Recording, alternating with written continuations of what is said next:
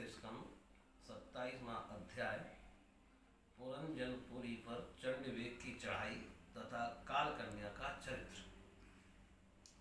श्री नाथ जी कहते हैं, महाराज इस प्रकार वह सुंदरी अनेकों नखरों से पुरंजन को पूरी तरह अपने बस में कर उसे आनंदित करती हुई विहार करने लगी।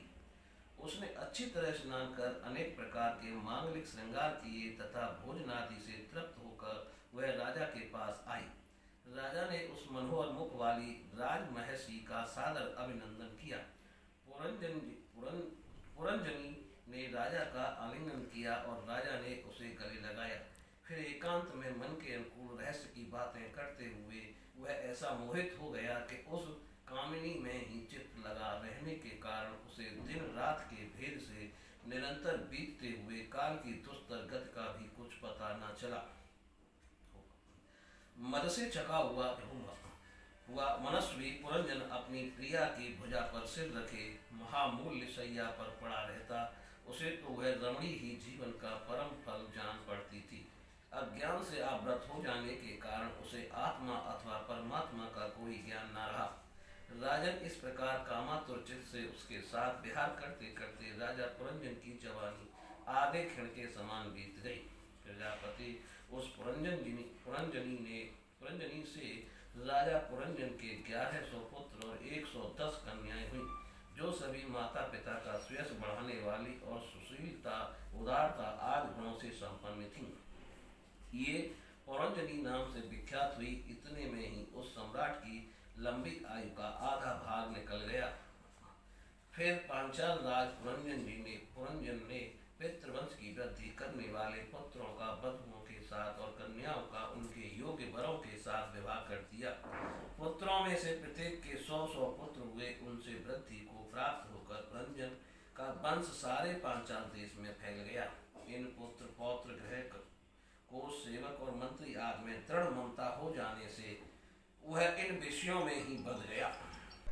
फिर तुम्हारी तरह उसने भी अनेक प्रकार के भोगों की कामना से यज्ञ की दीक्षा ली।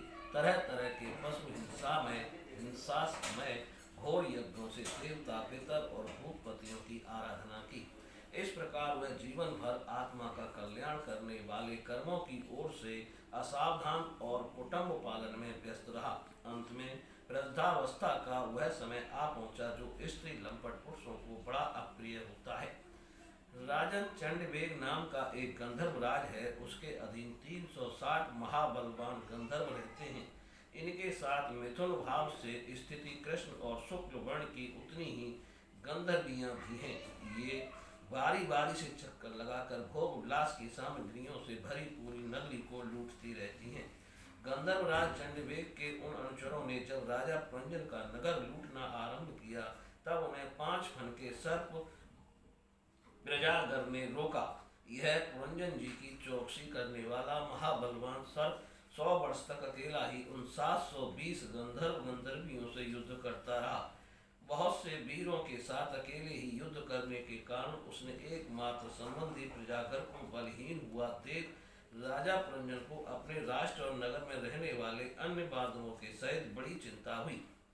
वह इतने दिनों तक पांचाल देश के उस नगर में अपने दूतों द्वारा लाए हुए कर को लेकर विषय भोगों में मस्त रहता था। स्त्री के वशीभूत रहने के कारण इस अवसंभावी भय को उसे पता ही न चला।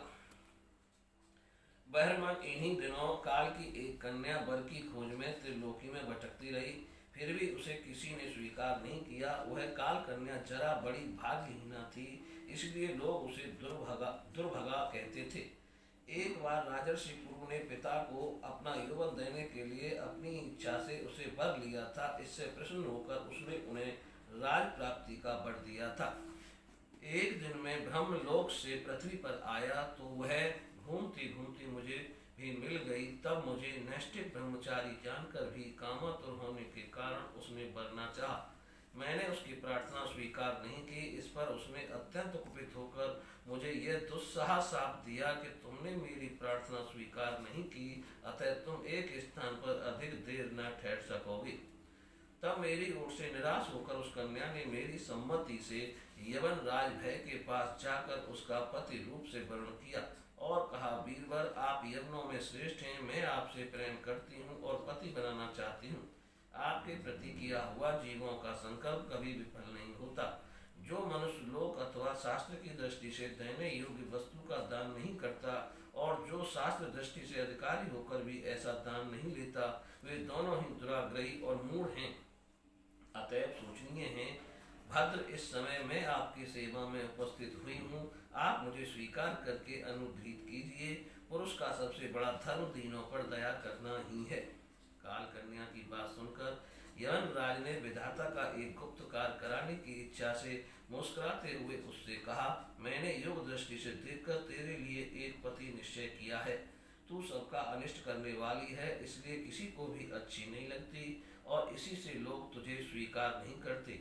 अतः इस कर्म जनित लोक को तू अलिखित होकर बलात् भोग, तू मेरी सेना लेकर जा, इसकी सहायता से तू सारी प्रजा का नाश करने में समर्थ होगी, कोई भी तेरा सामना ना कर सकेगा।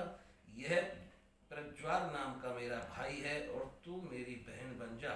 तुम दोनों के साथ मैं अव्यक्त गति से भयंकर सेना लेकर सारे लोगों में विचरूंगा। बोलिए श्री कृष्ण भगवान की जय।